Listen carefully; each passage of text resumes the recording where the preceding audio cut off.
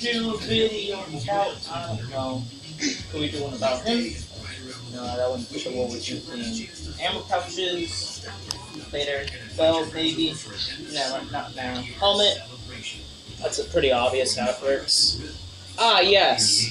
The trusty old fake, very extremely, not even real, number 4 rifle Lee Enfield. I love this thing.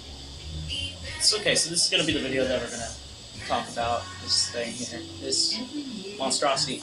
So basically, a bit of imagination, and a lot of imagination, and duct tape. This is a Mark IV Lee Enfield. So, Mark IV Lee Enfield was brought into World War II's British Army around 1943, touring through Africa, closing parts of Africa, then Italy, finally then going on to Sword Beach, Alaska, India, and eventually going to serving Korea when the British would, enter. Canada would use this rifle, Australia, New Zealand, India, and other countries of the Commonwealth would use this great short magazine Lee Enfield.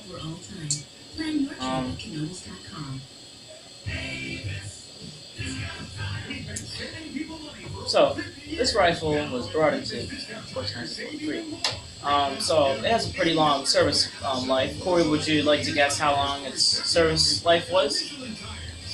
I'd say maybe 15 years. How about that? 15 years, okay. What if I told you from 1943 to a month ago, Canada was still using this?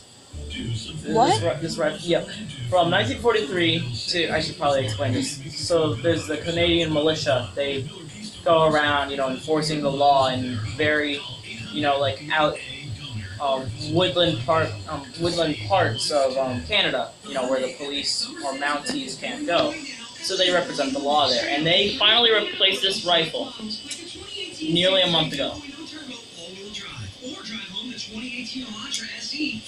It has a very long service life, and in fact, still today, rebels in the Middle East still use it against like ISIS, Taliban, if they're still going around, Al Qaeda.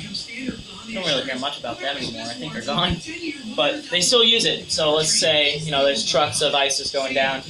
One of them's up on the roof. Right, there it comes.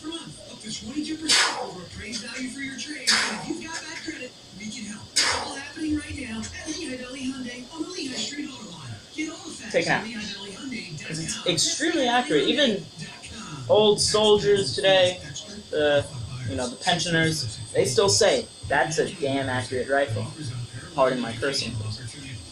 So, being with such a amazing rifle, you're gonna need some good equipment, and this is one of them. This is the helmet. Mark II Brodie helmet, simple. Here's the canvas chin strap. British, all the other Commonwealth countries had it, and other ones like Belgium, Poland, French forces, they had these. Liner, different from the Mark I. This liner, you just pull you knot a shoelace or something to tighten it. Mark I, you pull like a fishnet sort of style, and it would tighten it for you. The Mark I chin strap was leather, and the brim on the Mark I was a bit wider. This one isn't as much. So we're, next video is going to be about the ammo pouches and belt. We'll bring out a whole bunch of other stuff. So this is Armani Rodriguez, and Corey Smith as the cameraman, signing out.